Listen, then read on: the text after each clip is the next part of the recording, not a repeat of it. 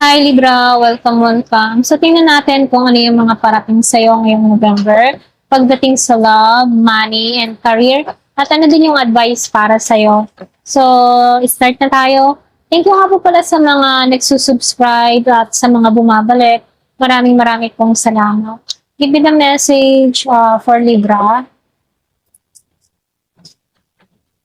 Ano yung mensahe para kay Libra ngayong buwan ng Nobyembre.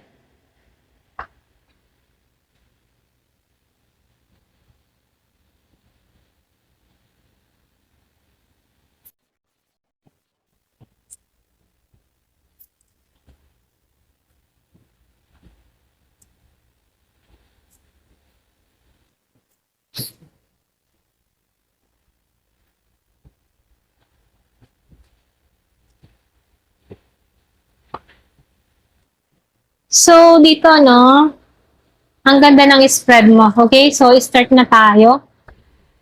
So, dito, Libra, no, nakikitaan ko dito yung pagpapalaya mo mula sa takot at pagbabalik sa tunay mong sarili. Okay? So, ngayong buwan, may nakikitaan ko dito na mas malakas yung energy ng pagtatabos at panibagong simula. Okay? So, hindi lang ito sa relasyon, kundi sa buong pananaw mo, sa buhay, maging sa pag-ibig mo, no?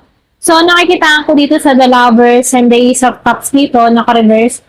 So, dito, no, nakikitaan ko dito, may malalim na connection o pagpili tungkol sa pag-ibig, okay? So, meron dito commitment or significant choice. Marahil ay nagdidesisyon ka dito, yung ba kung sino or ano talaga yung gusto mo, ganon. So, nakikitaan ko dito, unti-unti mong nare-realize ang halaga mo or ang tunay na connection, okay? So, dito, no, dahil lumabas ang Page of Cups reverse, may emotional immaturity o saradong komunikasyon. So, maaaring may mga taong gusto mong kausapin pero nahihiya or nasasaktan o hindi pa handa, okay? So, dito, no, paalala, kailangan honest. Kumbaga, kahit mahina pa yung loob mo, ganyan. Mas mabuti ang malinaw kaysa sa tahimik, ano. So, lumabas yung The Moon reverse. So, nakikitaan ko dito na unti-unti na lumilinaw, ano, yung mga bagay-bagay na dati mong, yung bagang tipo na unti-unti nang lumilinaw yung mga bagay na dati mong nakatago, ganon. So, lumalabas dito na may mga lihim or illusion o pagkalito. Klaro na ngayon kung ano yung totoo at hindi, okay? So, ito din yung sign ng emotional clarity. So, meron ditong matinding pagdududa, okay? So, nakikitaan ko rin dito, no, lumabas yung the star dito. So, nakikitaan ko dito, merong healing or hope or faith, okay? So, isa ito sa pinakamagandang card kasi nakikitaan ko dito yung pagbabago, no? So, ibig sabihin, nakakabangon ka na, may panibagong pag-asa at inspirasyon sa puso mo. So, kumbaga, si Universe ay ginaguide ka na huwag kang mawala ng tiwala sa proseso, okay? So, nakita ko yung 333, okay? So, dito, no, lumabas din yung King of Wands dito. So, nakikitaan ko dito, no, yung bang tipo na confident ka, merong compassion, bumabalik muli yung lakas mo bilang isang taong alam kung ano yung gusto, okay? Hindi ka natatakot na ipaglaban ito. So, nakikitaan ko dito, maaaring may tao rin ganito sa paligid mo, okay? So, charismatic, may attraction, or sa pagitan nyo. So, pwedeng iba sa inyo, merong kang person na yung tipong attracted sa'yo, okay? So, lumabas dito yung The Hermit, ano, and the Two of Pentacles.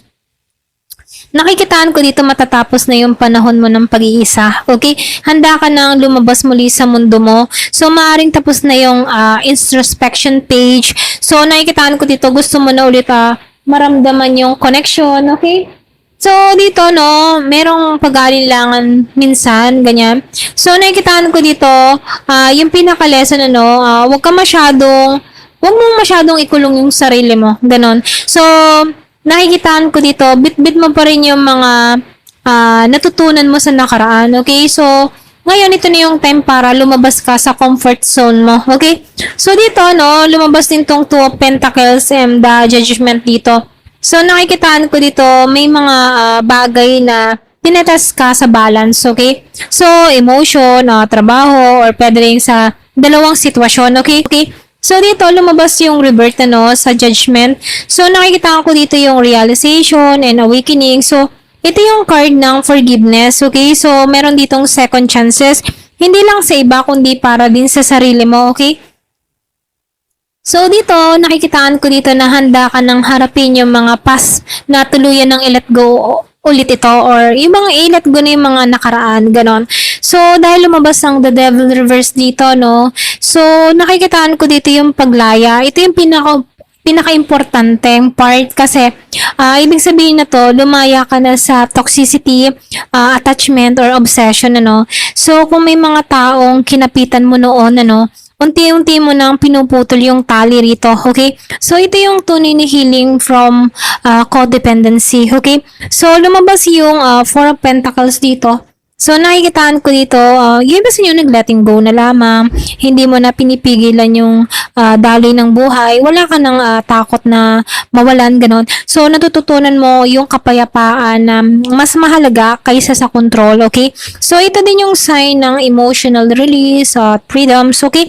So, lumabas yung The Sun Reverse, okay? So, nakikitaan ko dito, merong mga sadness, pa rin na sense of incompleteness, okay? Yung para bang ramdam mo dito na hindi ka kompleto, meron ka pa rin lungkot na nararamdaman, hindi pa ganap yung saya, okay? So, pero nandyan pa rin yung liwanag, So, yung bang partial happiness lang, kumbaga, na kung saan maglilid siya sa full clarity, ganon. So, paalala, wag mong sukuan, wag mong sukuan yung sarili kahit di pa perfecto ang lahat, ganon. So, dito, lumabas ang death.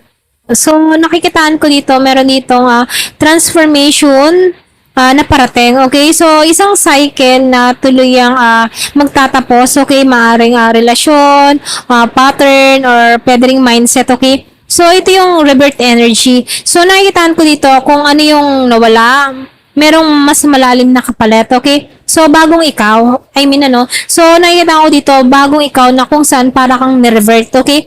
So, dito, sa Nine of Pentacles, yung bang tipo na, ito na yung end of card dito sa lahat, So, nakikita ko dito, meron ditong self-sufficiency or confidence or independence, So, nakikita ko dito, Libra, na marunong ka nang magpahalaga sa sarili, yung bang marunong ka na maghintay at hindi na umaasa sa validation ng iba, ganon. So, nakikita ko dito, isa ito sa pinaka-empowered card kasi ikaw mismo yung reward mo, okay? Kasi nabuo mo muli yung sarili mo, okay?